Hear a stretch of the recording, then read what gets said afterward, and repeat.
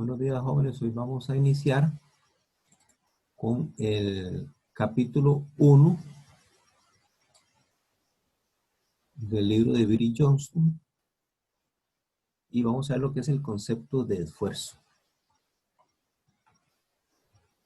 Igual, cualquier cosa que tengan una duda, ¿verdad? Que estén, no sé, no les quedó algo ahí claro, me pueden interrumpir para aclarar las dudas. Entonces, el capítulo 1, vamos a ver el concepto de esfuerzo.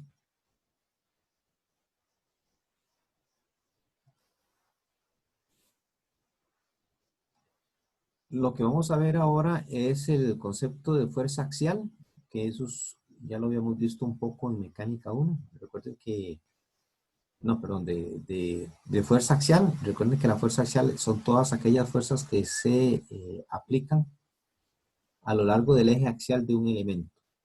Vamos a ver un poquito de repaso de estática, principalmente cómo elaborar los diagramas de cuerpo libre y utilizar algunos métodos de análisis como el método de nodos.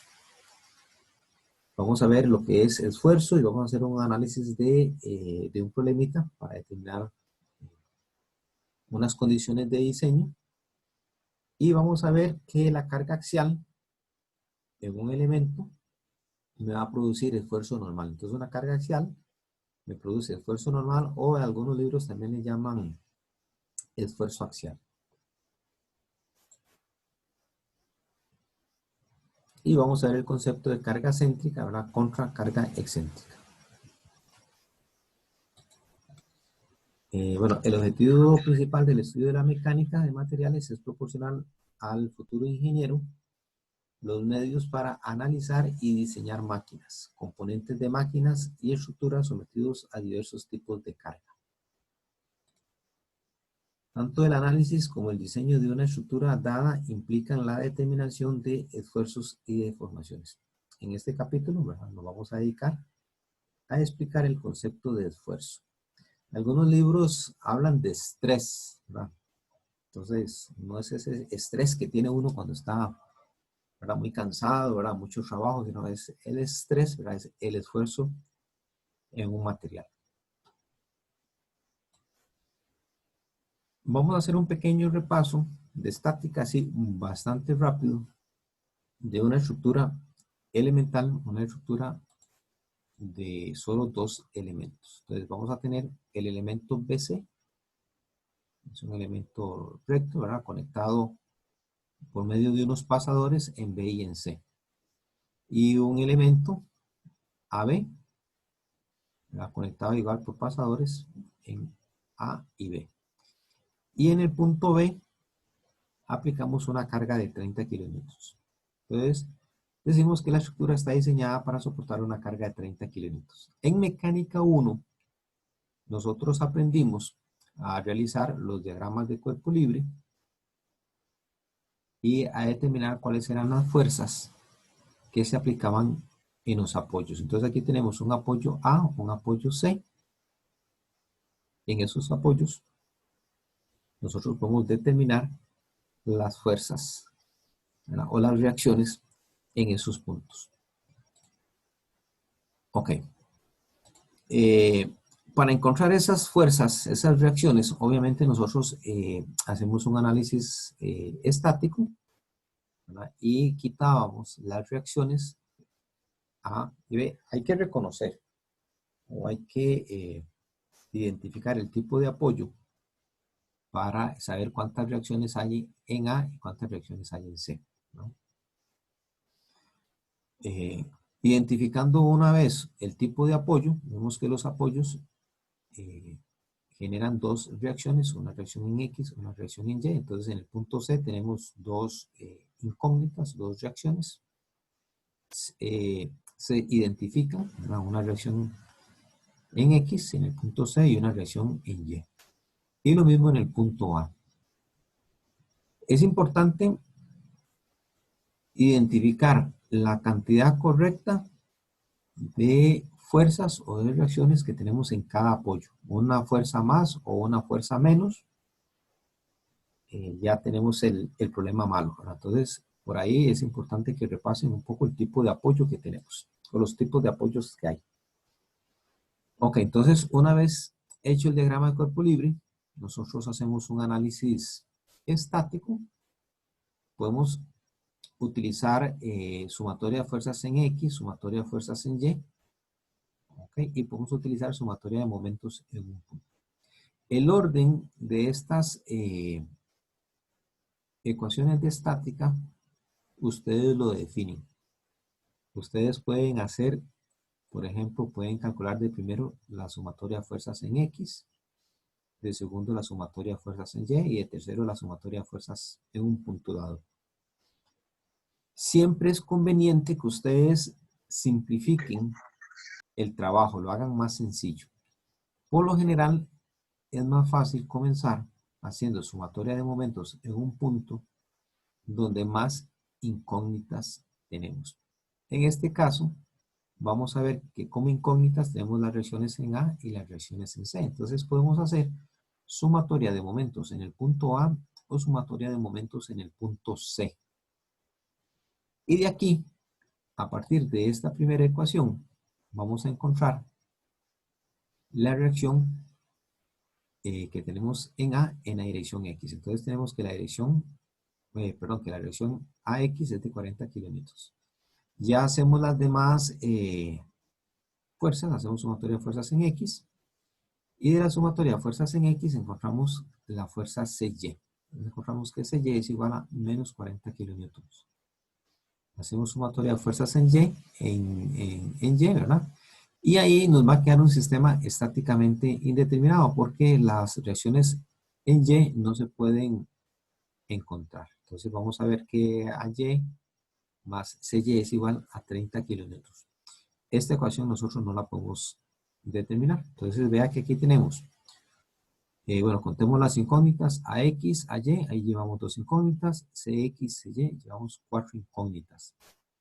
Y tenemos un sistema de equilibrio estático que me proporciona 3 ecuaciones. Entonces, vamos a tener un sistema estáticamente indeterminado grado 1. Principalmente las fuerzas en Y son las que no podemos determinar. Ok. Sin embargo, el hecho de que no podamos determinar ciertas incógnitas no quiere decir que del todo no lo podamos hacer, porque podemos comenzar a separar la estructura en los diferentes componentes y hacer análisis de equilibrio o análisis estático para cada uno de los componentes. Entonces vean lo que sucede.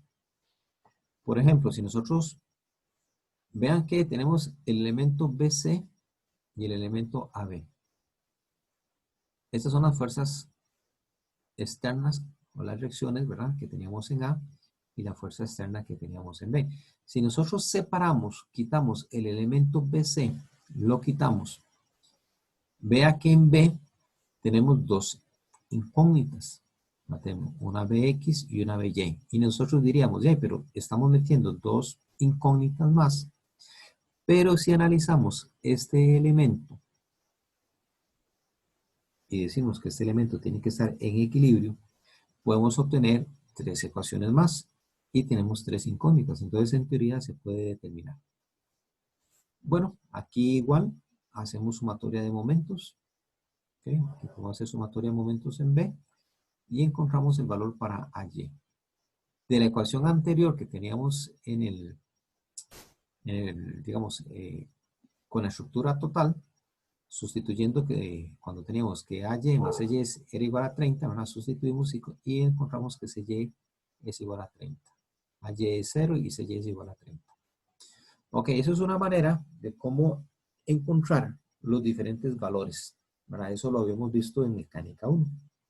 Entonces tenemos las reacciones, por ejemplo, en A teníamos un AX y un AY, ¿verdad? Entonces, bueno, ya vimos que AY es 0. En C tenemos 2, una en X y una en Y. De aquí podemos sacar una resultante. De aquí podemos sacar una resultante. Pero si ustedes ven, CX y CY es una fuerza que tiene que aplicarse a lo largo del elemento BC. Entonces, el elemento BC es un elemento de 2 fuerzas. Entonces, sabemos que la fuerza que se aplica en el elemento BC va a lo largo, ¿verdad?, o va en la dirección, ¿verdad? Si aquí podemos calcular un ángulo, la fuerza iría a lo largo de la línea de acción que pasa, ¿verdad?, sobre el eje del elemento BC. Ok. Hay una manera bastante sencilla, bastante interesante de encontrar muchos valores. A nosotros normalmente lo que nos interesa es determinar las fuerzas que actúan en los elementos, no tanto las reacciones. Bueno, sí, las fuerzas en las reacciones son importantes, pero lo que nos interesa es conocer las fuerzas que se aplican a lo largo, ¿verdad?, de cada elemento. Entonces vean que el elemento BC es un elemento de dos fuerzas, entonces la fuerza BC tiene que ir a lo largo del elemento BC, y para el elemento AB igual, la fuerza tiene que ir a lo largo del elemento AB. Obviamente, esos elementos tienen que estar en equilibrio, aunque se analicen de forma independiente, en forma separada. Entonces podemos ver que la magnitud de las fuerzas tienen que ser iguales y opuestas. Iguales en magnitud, ¿verdad? Si BC en el punto C va para arriba, en el punto B va para abajo, ¿verdad? O sea, tiene la dirección opuesta, pero tiene la misma magnitud. Igual lo hacemos con el elemento BC. Ok. Una manera sencilla de haber analizado y haber encontrado la fuerza en los elementos es haber identificado desde un principio que el elemento BC y el elemento AB eran elementos de dos fuerzas. ¿Ok? Y podemos analizar entonces por medio del método de nodos. Recuerden que el método de nodos es analizar un punto de conexión, en este caso es el punto B, que viene a sustituir ese pin, ese perno que me permite unir los diferentes componentes, y ahí aplicamos todas las fuerzas. Entonces teníamos la fuerza externa, la fuerza que está actuando a lo largo del elemento AB y la fuerza que está actuando a lo largo del elemento BC. Y aquí podemos construir un polígono de tres fuerzas. Otra cosa importante, si nosotros logramos determinar que esto es por ejemplo, el elemento AB es un elemento de dos fuerzas, ya conocemos la dirección de la fuerza BC. Entonces, nos va a quedar mucho más fácil. Y de una manera mucho más sencilla, ¿verdad?, nosotros aquí podemos encontrar, analizando un polígono, en este caso, este polígono de fuerzas son de tres fuerzas, ¿verdad?, es un triángulo. Podemos encontrar una relación para las fuerzas AB y BC, ¿verdad?, con respecto a la fuerza externa. Y ahí encontramos, ¿qué pasó?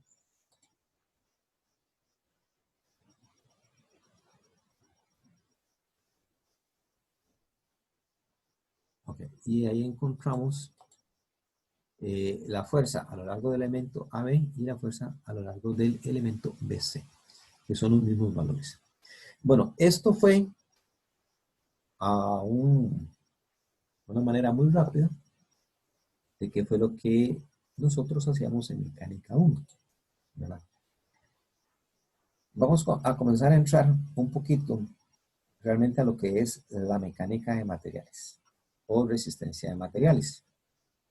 Porque yo como ingeniero debería de cuestionarme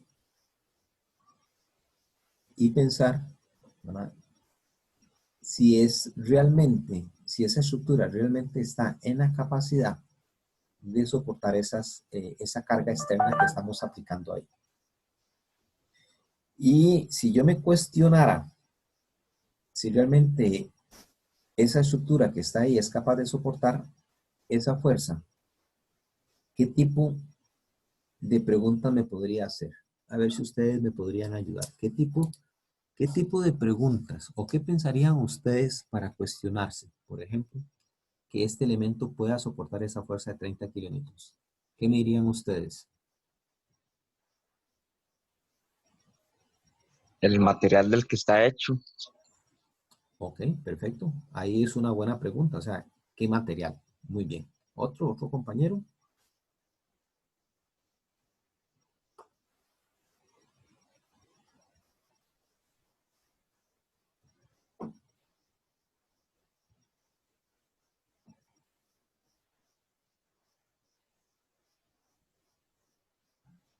No sé, pienso que tal vez puede ser el grosor del material o la forma que tiene el material. Correcto, muy bien. Ve, eso es importante, el tipo de análisis que tienen que hacer ustedes. Perfecto, muy bien, excelente, muchas gracias. Entonces vamos a ver, por ahí un compañero dijo que el material. Perfecto. La compañera dijo también el tamaño, ¿verdad? El espesor, la forma. ¿Sí que más me dijiste? Tamaño, forma, sí, ok. Eso es precisamente lo que ustedes tienen que comenzar a analizar. ¿Ok? Yo creo que la mayoría de ustedes pueden diferenciar, por ejemplo, entre, pongámoslo así, muy fácil, entre la madera y el plástico, ¿verdad? Es muy fácil diferenciar.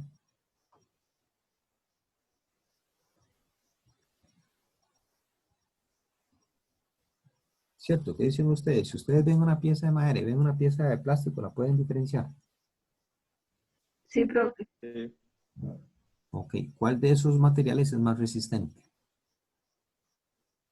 La madera. Ujú. ¿Ustedes creen que la madera sea más resistente que el plástico? Depende del tipo de plástico. Depende. Depende de muchas cosas. Perfecto. Depende de muchas cosas. Obviamente, depende del tamaño del plástico, del tipo del plástico, ¿verdad? Etcétera, etcétera. Vean que en ingeniería no solo se utiliza metales. En ingeniería ahora se utilizan un montón de materiales, ¿verdad? El plástico sigue siendo bueno, el plástico por decirle de una manera general, ¿verdad? Pero se le conoce como polímeros. Eh, dependiendo del tipo de plástico, ¿verdad? De la calidad del plástico, etcétera, etcétera. Pero también la madera. La madera depende cómo yo construya la madera. Inclusive depende de la dirección de las fibras de la madera bueno, ustedes han visto que la madera tiene como un jaspe, ¿verdad? Tiene como unas líneas. Entonces, depende de la dirección de la carga, si yo la estoy aplicando en la dirección de las líneas esas o le estoy aplicando en forma transversal, pues la resistencia de la madera cambia. Entonces, vea qué interesante como ustedes ya se hacen preguntas, ¿verdad? Como para comenzar a decir, bueno, realmente la estructura es capaz de soportar esta fuerza. ¿Ok? Entonces, podemos pensar de una estructura en madera o inclusive podríamos pensar en una estructura de plástico. Ahora hablemos de metales. Por ejemplo, ustedes pueden diferenciar fácilmente una pieza de acero, de aluminio, de bronce.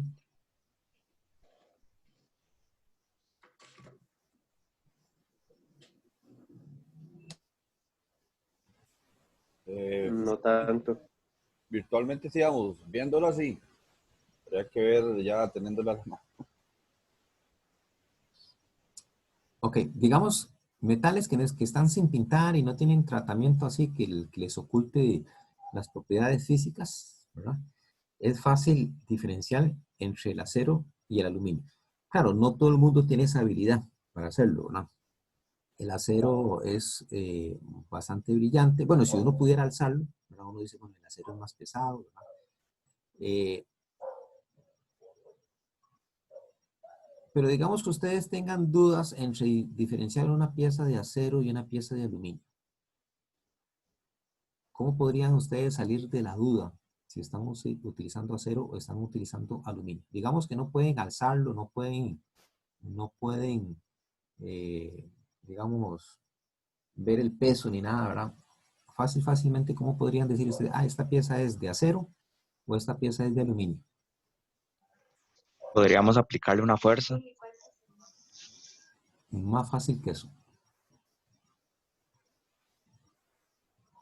Con un imán. Perfecto. Con un imán. ¿Por qué con un imán? ¿Quién fue el que dijo imán? Fui yo. Byron. ¿Por qué con un imán? Porque el aluminio no es metal. Claro, el aluminio es metal, claro. Pero no se pega al aluminio el imán. Ok, no tiene propiedades magnéticas. ¿De acuerdo? Pero el acero y el aluminio son metales. Ok, los dos son capaces de transmitir calor. Bueno, el aluminio es un conductor de calor más eficiente que el acero, ¿verdad? Pueden transmitir calor, pueden transmitir frío, pueden transmitir fácilmente la electricidad. Bueno, el aluminio transmite más fácilmente la electricidad que el acero. Pero una de las propiedades que ustedes me están comparando ahí es la propiedad magnética de los materiales. Ok, entonces vean qué interesante. Ya podemos comenzar a cuestionarnos o a preguntarles cuáles son las propiedades que tienen esos diferentes materiales. Ok, entonces ya vimos si queremos cuestionarnos, por ejemplo, que esta estructura pueda soportar la carga, nos podemos preguntar, bueno, vamos a ver qué tipo de material es. Ok. El tamaño del material, ¿de acuerdo? Y las propiedades del material. Ok, esas son preguntas que nosotros tenemos que hacernos para poder decir si realmente la estructura es capaz de soportar esa carga. Aquí es donde entra el concepto de esfuerzo, ¿verdad? Aquí vamos a ver esta partecita, el concepto de esfuerzo o de estrés. Algunos libros hablan de esfuerzo, de estrés, ¿verdad? O de esfuerzo, ¿verdad? O de tensiones, ¿verdad? Pero normalmente cuando hablamos de esfuerzo, ¿verdad? Hablamos de un elemento que está sometido a una carga. Vamos a comenzar a hablar de los elementos rectos que pueden soportar una carga de tensión o una carga de compresión. Cuando hablamos de carga, hablamos de fuerza, ¿verdad? O sea, una fuerza de tensión y una fuerza de compresión. Entonces, por ejemplo, yo tengo el elemento BC. El elemento BC soporta una fuerza de 50 kilonewtons en tensión y tenemos el elemento AB que soporta una fuerza de 40 kilonewtons en compresión. Entonces, el elemento BC es un elemento que va a estar sometido a unas fuerzas que lo va a estirar. O sea, son fuerzas que tienden a estirar el elemento. Como que ustedes tengan una liga, ¿verdad? Agarran una liga en sus extremos y estiran esa liga. O sea, eso es tensión. Y el elemento AB, ¿verdad? Más bien tiene fuerzas que tienden a comprimir el elemento. O sea, lo van a hacer más pequeño. Ok, aquí vamos a considerar, ahora sí, el concepto de esfuerzo. Ok. Para eso vamos a considerar de momento las dimensiones de la sección transversal. Entonces podemos decir con una fórmula muy sencilla que el esfuerzo en un material es igual a la fuerza que se está aplicando a lo largo de ese elemento dividido entre el área transversal. Entonces vamos a coger el elemento BC. Aquí tenemos el elemento BC. Decimos que el elemento BC tiene una fuerza de 50 kilonewtons. ¿Okay? Entonces es una fuerza de tensión. Y esta fuerza de tensión la vamos a repartir, por decirlo así, sobre el área transversal. Aquí vamos a ver que el diámetro de esta barra es de 20 milímetros. Bueno, vamos a ver que los extremos de la barra tienen una configuración diferente. O sea, esto es un extremo reforzado. Pero en forma promedio, o en valores promedios, a lo largo de toda esta barra, vamos a tener un esfuerzo. Entonces, el esfuerzo lo vamos a representar con la letra griega. Este era gamma, ¿verdad?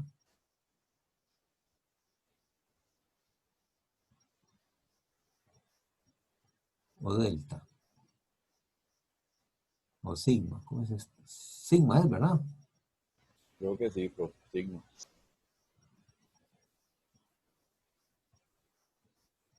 Bueno, sí. Veamos que sigma. Es que yo, las letras griegas a mí me confunden. Profe, sigma. Sigma. Ok. Entonces, vea. Sigma va a representar esfuerzo.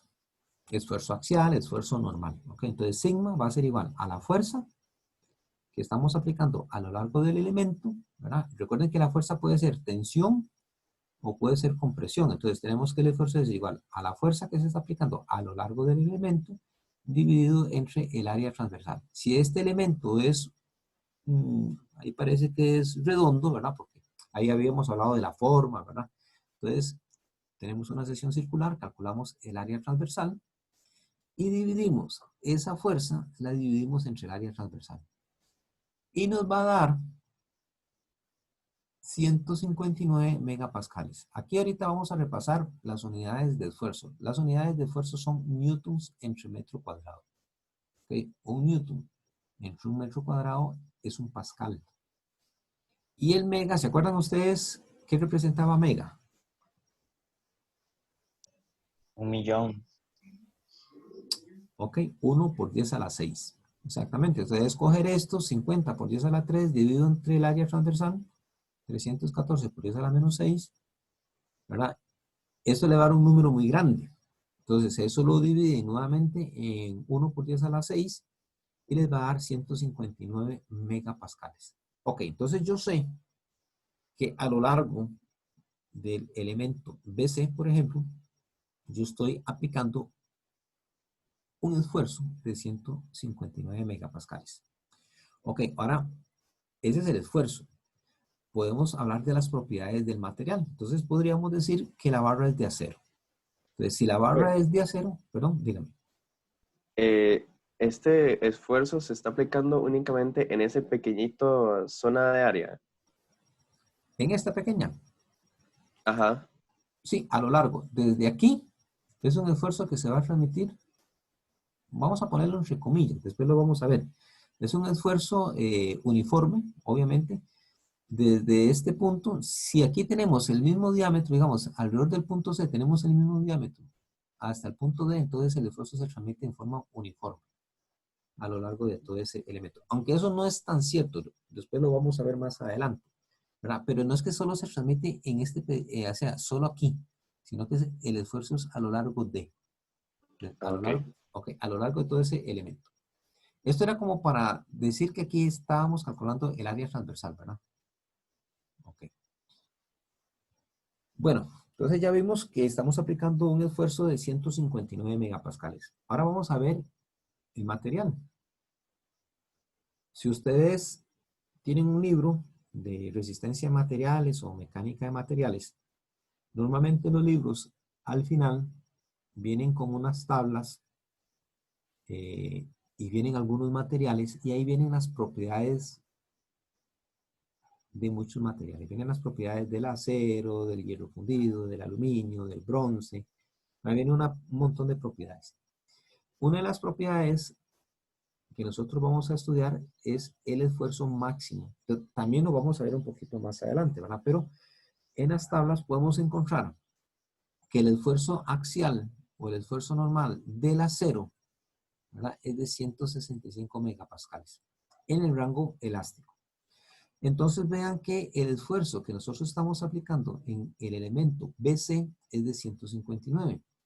Y como propiedad, como una característica del acero, el acero es capaz de soportar 165 megapascales. Entonces podríamos decir, ¿verdad?, que la estructura es capaz de soportar, ¿verdad?, la fuerza de 30 kilonewtons. No sé si me van entendiendo, ¿verdad?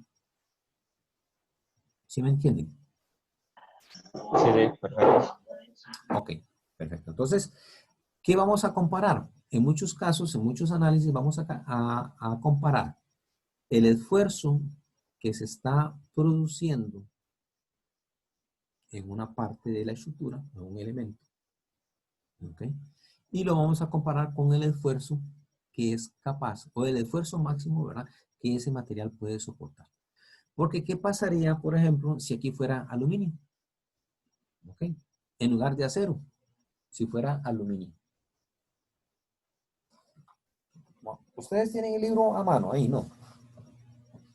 Búsquense ahí en internet mientras traigo el libro ¿Cuál es el esfuerzo axial del aluminio?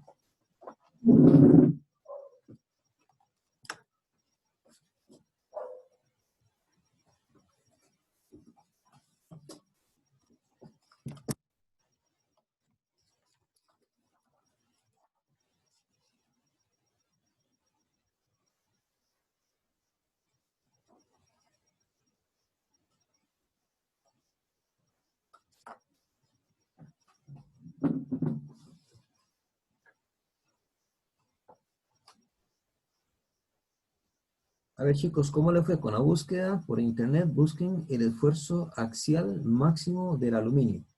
Aluminio normal, digamos, del 99%.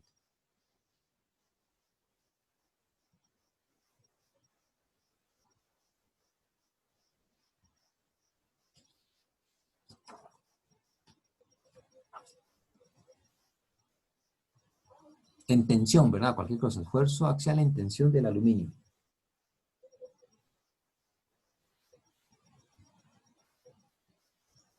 Aluminio normal, ¿verdad? Aluminio al 99.9%. ¿Alguno encontró el dato?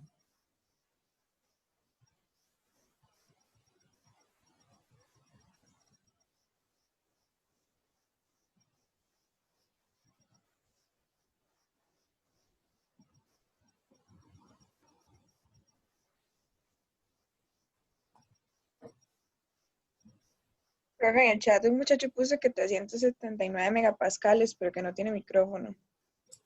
¿Cuánto? 300. 379 megapascales puso. Yo encontré 110 megapascales. Ok, por ahí más o menos. Alrededor de 95 y 100, sí.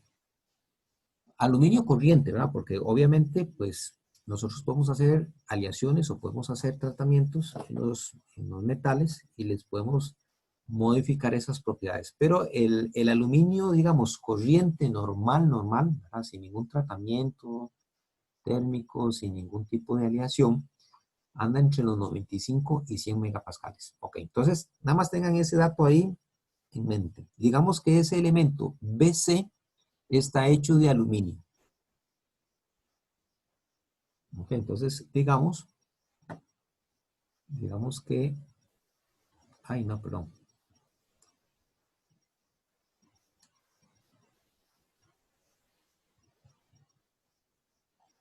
Me salí. Ok, vamos a decir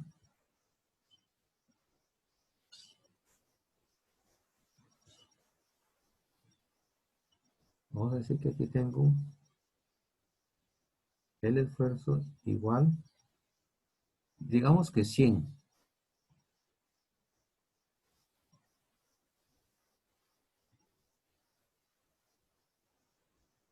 De 100 megapascales, pero para el aluminio. Ok, vamos a ver. Yo les hago a ustedes una pregunta. Si la pieza fuera de aluminio, ¿es capaz de soportar? Bueno, digamos que es de aluminio y de 20 milímetros de diámetro. ¿Es capaz de soportar esa fuerza de 30 kilonewtons? No. No, ¿Seguros? ¿Por qué no? Porque el esfuerzo que se está aplicando es mucho mayor. Correcto, muy bien. Digamos que a ustedes le dicen, muy bien, no es capaz, así como está, no es capaz, pero a ustedes le dicen, no, es que no podemos usar acero, solo tenemos aluminio disponible. Ustedes como ingeniero, ¿qué harían para solucionar? Sabiendo que solo pueden usar aluminio, ¿qué harían ustedes para solucionar ese problema? Aumentando el ancho de la barra. Correcto, perfecto. Ustedes lo que harían es incrementar, ¿verdad? Incrementarían el área transversal del aluminio. ¿Ok? Ve, eso es una manera de solucionar un problema. ¿Ok? Yo hago mi análisis numérico, ¿verdad? Hago los cálculos y me doy cuenta que no, así como está, no es capaz. Lo puedo solucionar aumentando el diámetro de la barra. Perfecto. Eso es precisamente lo que nosotros vamos a hacer a lo largo de este curso. Es analizar las fuerzas, los tipos de fuerzas que tenemos en una estructura, en diferentes tipos de estructura. Vamos a ver muchos tipos de estructuras, pero vamos a ver cuáles son las cargas que se aplican y cuáles son los esfuerzos que se generan, ¿verdad? Cuáles son las propiedades que tenemos que analizar, ¿ok? Para que esa estructura sea capaz de soportar las cargas que se están aplicando. Perfecto, perfecto. Ok, vamos a limpiar esto. Y vamos a seguir.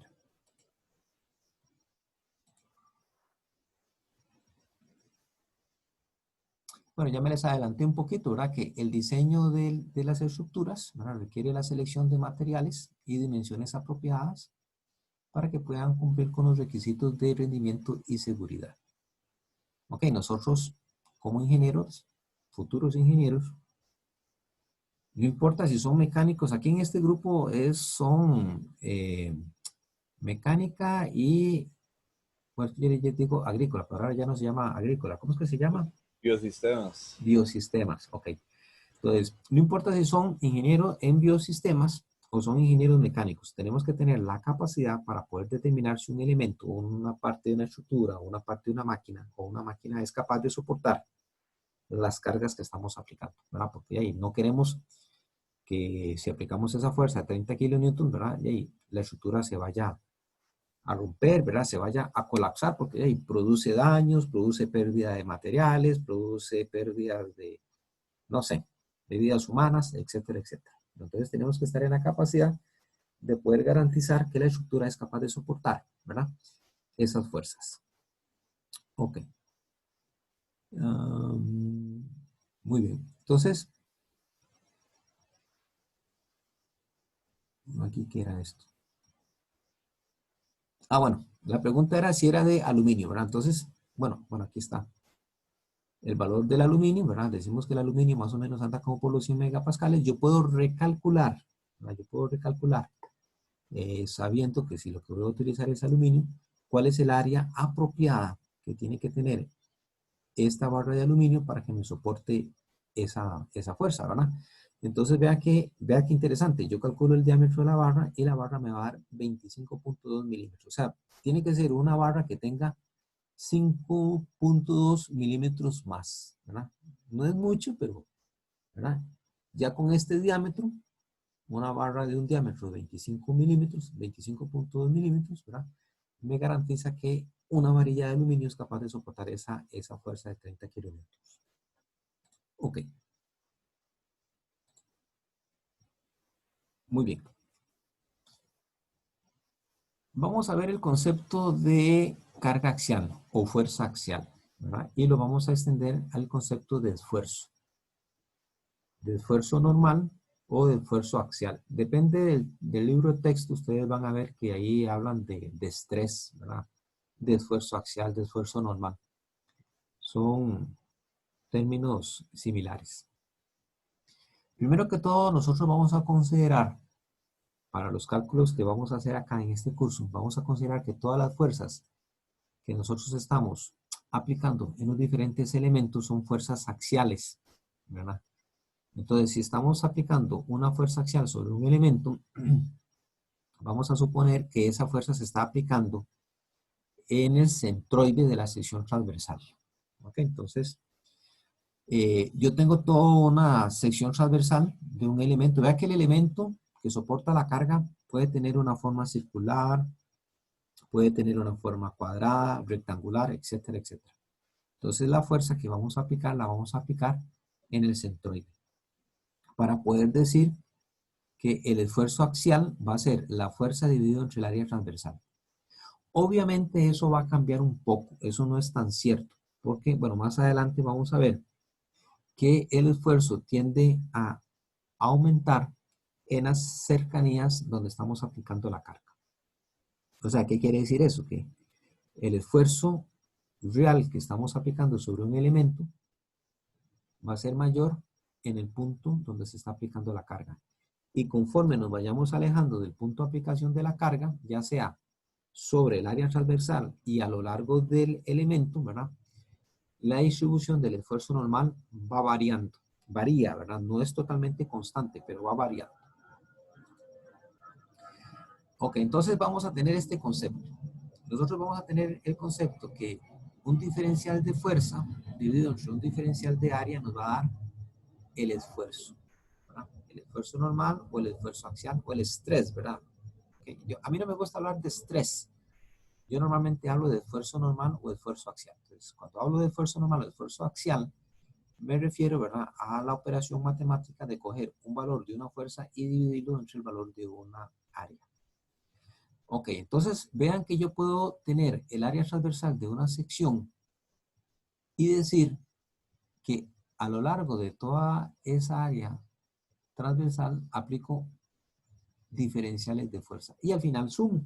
Al final sumo para cada partícula. O sea, para cada área pequeñita, ¿verdad? Que tengo aplicada una fuerza pequeñita, tengo un esfuerzo pequeñito. Pero si hago la sumatoria ahora de todas esas fuerzas, de toda esa área transversal, voy a obtener el esfuerzo normal, que va a ser la fuerza, ¿verdad? Axial. Esta fuerza P es la fuerza que se está aplicando en el centroide, ¿verdad? Puede ser de tensión o puede ser de compresión.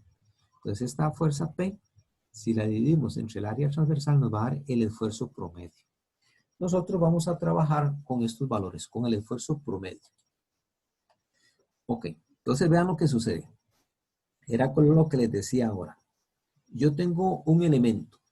Eso digamos que es este que estoy señalando aquí con el mouse, con el puntero. Es un elemento de máquina o una parte de una estructura, no importa. Esta fuerza, a ver, ¿ustedes qué me dicen? ¿Esta fuerza está en tensión o está en compresión? ¿Qué está haciendo esa fuerza P? Está en compresión. En compresión, perfecto, muy bien. Entonces vean que este elemento, ya vemos aquí que no tiene letra, pero digamos que esto es el elemento AB, ¿verdad? El elemento AB está sometido a compresión, ¿no ve?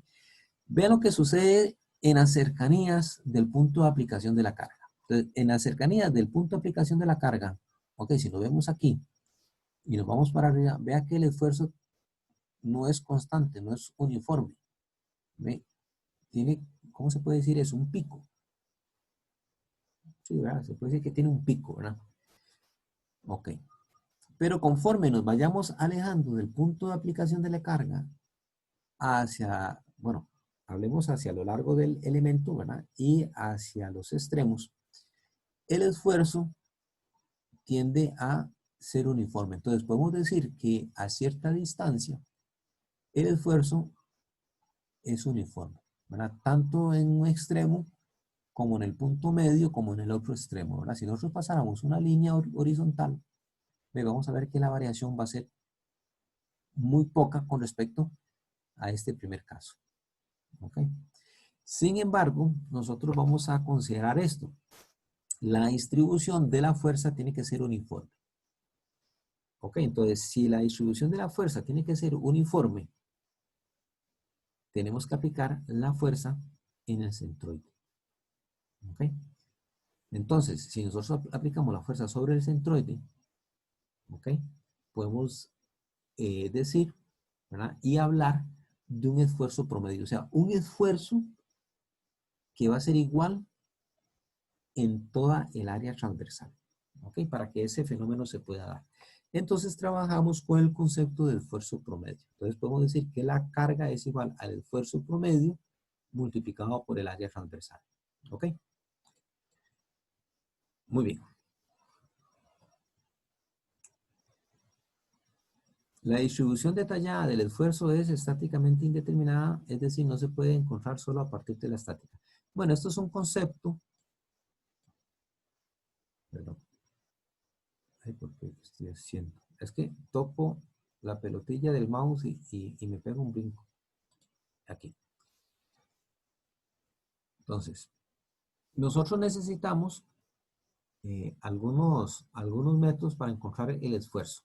No es fácil, no es sencillo, no se puede hacer solo con una estática, pero podemos resolver ese inconveniente si suponemos que las fuerzas que estamos aplicando en ese elemento es una fuerza que se aplica en el centroide de la sección transversal. Entonces ya con eso nosotros nos ahorramos un montón de complicaciones. La distribución uniforme del esfuerzo es posible, ¿verdad? Solo si las cargas que estamos aplicando, ¿verdad? Se aplican en los centroides de la sección, ¿verdad? Esto se conoce como carga céntrica. O sea, una carga que está aplicada en el centroide de la sección transversal. Si esa fuerza no se aplica en el centroide del elemento, ya ahí se nos complica un poco. No es que sea imposible calcularlo. No quiere decir eso. Pero ya tenemos que utilizar otros métodos. Lo vamos a ver más adelante. Estaríamos hablando de carga excéntrica. Por ejemplo, en este elemento de aquí arriba, yo puedo notar que la carga es céntrica. O sea, la carga se aplica en el centroide. En este otro elemento de aquí abajo, el centroide no está ni en la sección transversal de aquí ni acá. Entonces, ¿qué es lo que pasa? En cualquier análisis que se haga a lo largo del elemento, yo voy a encontrar que voy a tener siempre una fuerza axial y un momento flector. Esta fuerza axial y este momento flector hace que la variación del esfuerzo a lo largo de todo este segmento sea totalmente diferente. O sea, no es lo mismo que lo estemos calculando en un punto por acá a otro punto por acá. ¿Por qué? Porque el momento flector me puede cambiar. Eso lo vamos a ver más adelante. Vamos a ver flexión bajo carga excéntrica, pero lo vamos a ver creo que en el capítulo 3. De momento nos vamos a concentrar a lo que es esfuerzo axial, ¿verdad? Por carga céntrica.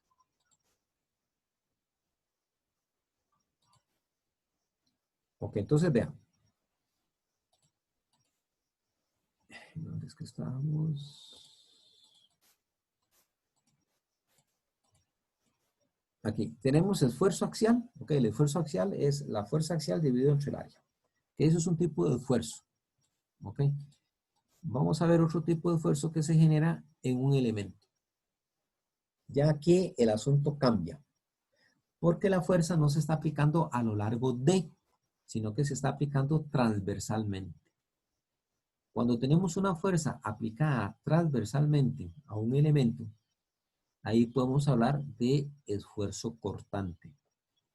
Entonces, tengo un elemento. Este elemento puede ser circular, puede ser rectangular, puede ser cuadrado. ¿Ok?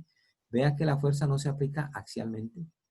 Ya la fuerza no se aplica a lo largo de, sino que se aplica transversalmente. ¿Ok? Entonces tengo una fuerza aplicada en una dirección que forma un ángulo de 90 y hubo una reacción o otra fuerza de la misma magnitud, ¿verdad? También un ángulo de 90, pero en la dirección contraria. Este fenómeno lo que me produce es esfuerzo cortante.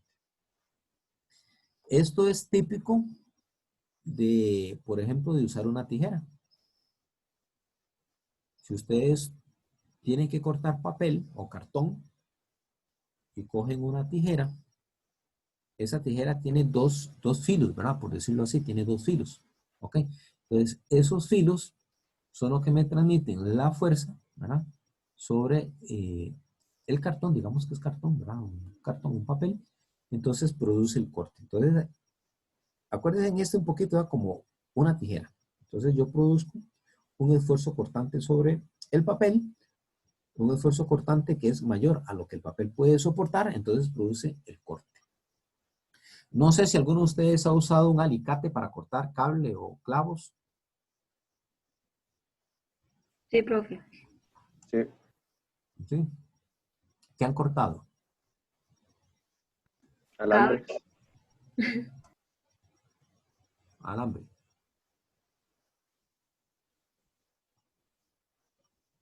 ¿Y qué usaron para cortar ese alambre? El filo, digamos, de atrás que tiene el alicate. Un alicate. Ok, usaron un alicate. Vean que el alicate, ¿se les parece o no se les parece a una tijera? ¿No tiene así como un principio similar? Sí. Sí, ¿verdad? Okay. ¿Alguno de ustedes ha cortado, por ejemplo, un candado? Sí, ¿Y con qué cortó ese candado? no es un alicate, pero es mucho más grande, porque hay que romper. Había algo mucho más grande, ¿verdad? Era una palanca más grande. Ok, una cizalla. Okay. Muy bien. ¿Por qué usó una cizalla y no un alicate para cortar el candado?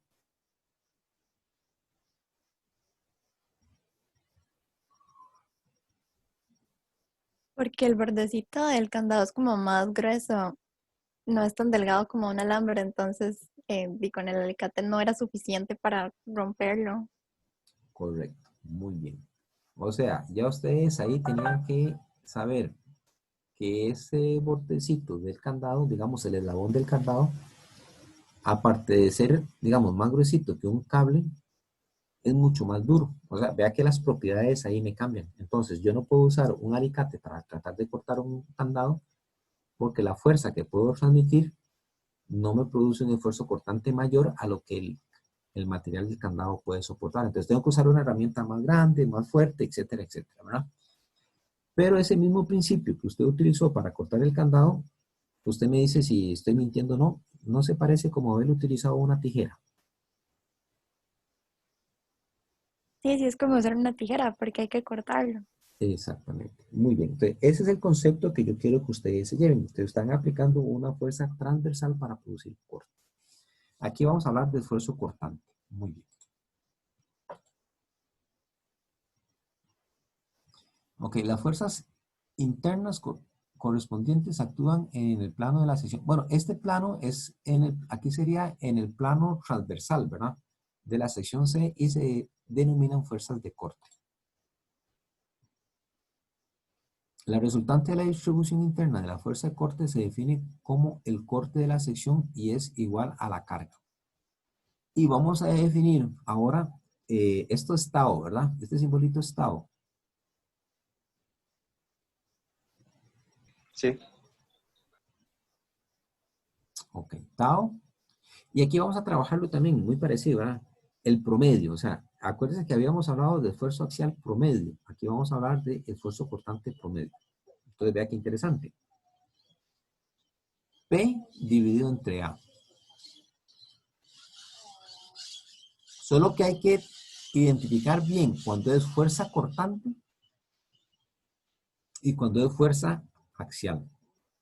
Ok, entonces tienen que tener muy claro que esta P que yo estoy aplicando es una fuerza transversal, ¿verdad? Es una fuerza transversal. Normalmente a mí me gusta diferenciar las fuerzas axiales, yo las identifico como una fuerza, como una F, como una P, ¿verdad? Y las fuerzas cortantes normalmente yo las identifico como una V. Pero aquí lo importante es saber que esta fuerza que estoy aplicando es una fuerza transversal. Si es fuerza transversal y la divido entre el área transversal, estoy produciendo esfuerzo cortante. ¿Ok? Vamos a considerarlo como valor promedio. ¿Ok? Vean que el concepto se parece mucho al esfuerzo axial. Recuerden que el esfuerzo axial era P entre A. ¿Sí? El esfuerzo cortante va a ser P entre A. ¿Cuál es la diferencia entre el esfuerzo axial y el esfuerzo cortante? Entonces, Que uno se aplica horizontalmente y que el otro se aplica verticalmente. anda bastante bien, pero me gustaría que afine más el concepto. Porque ¿qué pasa si yo esta figura la giro 90 grados? Uno se aplica paralelo al eje de la figura y el otro se aplica normal al eje de la figura. Ahí está el concepto, exactamente. Una fuerza es a lo largo de, porque vea que la figura puede estar acostada, ¿verdad? O puede estar, o sea, yo puedo tener un elemento en forma horizontal o puedo tener un elemento en forma vertical. Entonces, realmente el concepto es, una fuerza es axial, va a lo largo. La otra es una fuerza transversal, va a 90 grados. Ahí está realmente el detalle de poder diferenciar cuando estamos hablando de esfuerzo axial o esfuerzo normal, ¿verdad? Y cuando es que estamos hablando de esfuerzo cortante. Esa parte es muy, muy importante. Ok, aquí, esto lo vamos a ver más adelante. Ahorita solo vamos a ver el concepto. La distribución del esfuerzo cortante no es totalmente uniforme. Entonces nosotros en realidad no podemos hablar de un esfuerzo promedio como tal. No de momento, ¿verdad? Bueno, de momento sí lo vamos a trabajar así. Más bien, perdón. De momento vamos a trabajar que el esfuerzo promedio, ¿verdad? Es una fuerza transversal, ¿verdad? Dividida entre el área. Pero el esfuerzo o la distribución del esfuerzo cortante en una sección transversal no es uniforme, varía mucho. ¿Vale? Eso lo vamos a ver más adelante. Ok. Muy bien. Vamos a ver el concepto de esfuerzo cortante en pernos. Bueno, aquí se habla de pernos, pero también puede ser un tornillo, puede ser un pasador, ¿verdad? Puede ser un pin,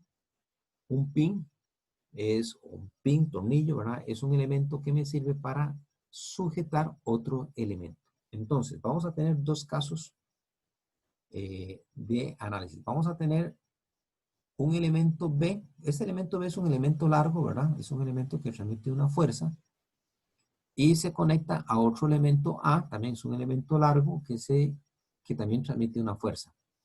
Pero para unir el elemento B con el elemento A, o al revés, el elemento A con el elemento B, hacemos una perforación y por medio de un pin o un tornillo unimos esos dos elementos. Entonces, la fuerza axial que estamos aplicando a lo largo del elemento A y del elemento B se convierte en una fuerza cortante sobre el perno. ¿Ok? Entonces vea que la fuerza F' y la fuerza F que va a lo largo de B y de A, ya sobre el elemento, no son fuerzas axiales, sino que son fuerzas cortantes. Entonces aquí decimos que este tipo de unión me produce una cizalla o un esfuerzo de cizalla simple.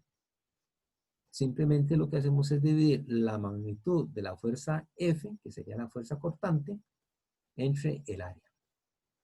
¿Ok? Tengo otro tipo de unión. Yo puedo unir un elemento A con un elemento B por medio de dos placas. Utilizo dos placas para transferir, ¿verdad?, la fuerza del elemento A al elemento B. Igual tengo que hacer una perforación, ¿verdad?, en los extremos. Meto un tornillo, meto un perno, ¿verdad?, un pasador, meto un pin. Y la fuerza que yo estoy aplicando a lo largo de A se va a transmitir a lo largo de B por medio de estas dos fuerzas que estoy aplicando acá. Entonces, eso se conoce como cizalla doble. Y lo vamos a hacer así. Vea que la fuerza P es la fuerza que estoy aplicando como fuerza cortante. La fuerza P va a ser dos veces, bueno, es la fuerza medios. Entonces, cuando tengo cizalla doble, cojo la fuerza F que yo estoy transmitiendo a lo largo de los elementos y lo divido entre dos. Entonces, cuando tengo cizalla doble, esta fuerza que estoy transmitiendo a lo largo de un elemento A se divide entre dos. Entonces, tengo que el esfuerzo cortante promedio en el pasador, no en el elemento, sino en el pasador, en el pin, en el perno, es igual a la fuerza axial dividido entre 2A.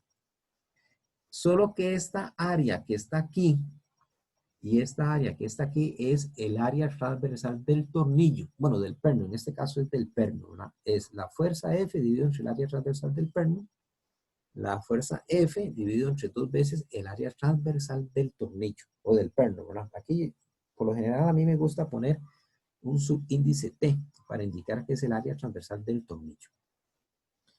Eso lo van a ver ustedes en algunas aplicaciones, en algunos tipos de estructuras, ¿verdad?, con este tipo de unión.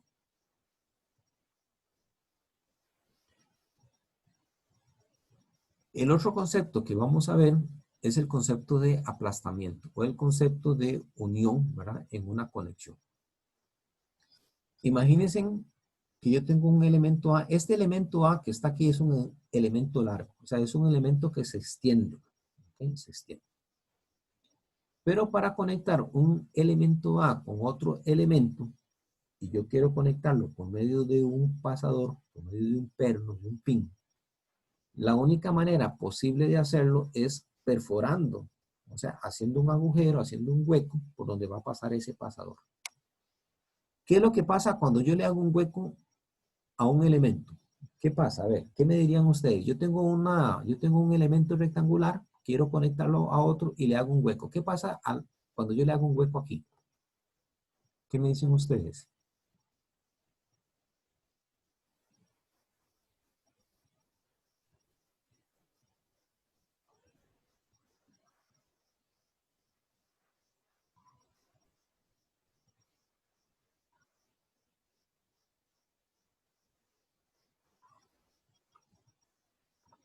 El área cambia.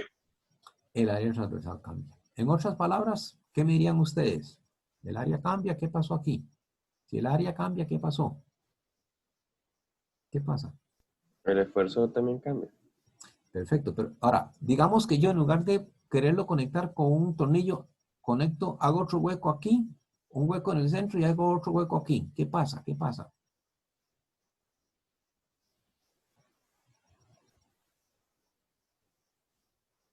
Estoy empezando a debilitar la estructura. Casi no le escuché al que habló ahora. De que usted le está quitando, le va haciendo los huecos, le está empezando a debilitar la estructura. Axel, vea, disculpe, ¿puede hablar un poquito más fuerte? Es que viera que casi no se escuchó, perdón. No sé si los compañeros se escucharon. Sin miedo, Axel, sin miedo. No tenga miedo, nada más. Hable un poquito más fuerte.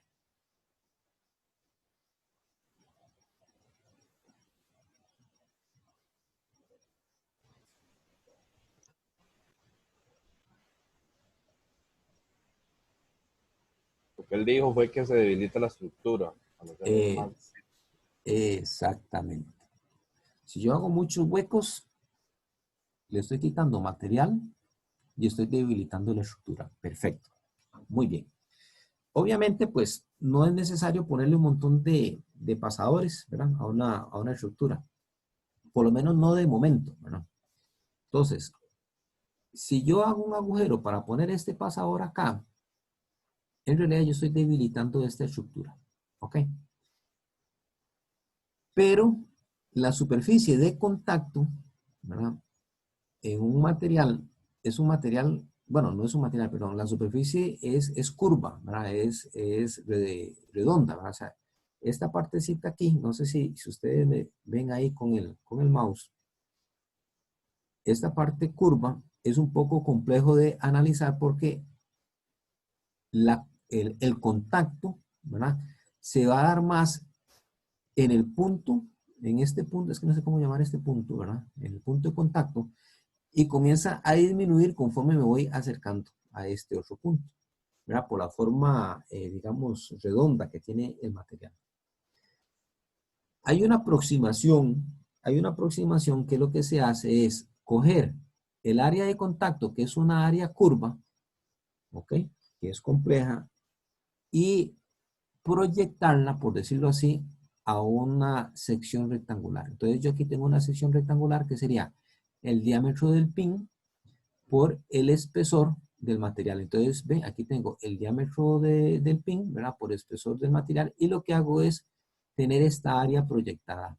Esta área proyectada me sustituye el área de contacto, ¿verdad? Que es curva. Muy bien. Entonces puedo hablar del esfuerzo de aplastamiento. El esfuerzo de aplastamiento también es una propiedad de los materiales. ¿Ok? El esfuerzo de aplastamiento lo vamos a definir así también. Es la carga axial que yo estoy aplicando, que puede ser de tensión o puede ser de compresión, dividido entre esa área proyectada. Esa área proyectada, ¿verdad? Es el diámetro del pasador, ¿verdad? Por el espesor del material. Y para hablar de esfuerzo de aplastamiento, para diferenciarlo, se escribe como sigma B. Sigma B se conoce como el esfuerzo de aplastamiento, ¿verdad? Entonces de aquí podemos calcular también algunos valores interesantes, ¿verdad? De un material que es capaz de soportar, ¿verdad? Un esfuerzo de aplastamiento, ¿verdad? Debido a una conexión que se hizo. Ok. Bueno, chicos, vamos a quedar acá. Déjenme ver cuántas quedaron. Estamos en la... Recuérdenme que quedamos en la 16. ¿Cuántas son? No, este no.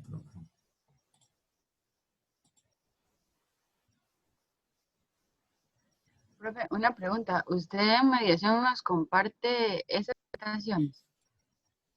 Sí, yo se los voy a compartir. Solo que déjenme, no sé por qué no puedo bajar esto. No, perdón, llegamos a la 15 y son 25. Sí, llegamos casi a la mitad. Sí, muy bien. Profe, disculpe, ¿usted me podría repetir sus horas de consulta? Ok, las horas de consulta Las horas de consulta son los martes y los viernes de 10 a 12. Ok, gracias. Tengo que pasarles el link. Tengo que pasarles el link para que ustedes, si tienen una consulta, se conecten. Yo voy a estar ahí, ¿verdad? Digamos, como si estuviera en la oficina y ustedes se conectan.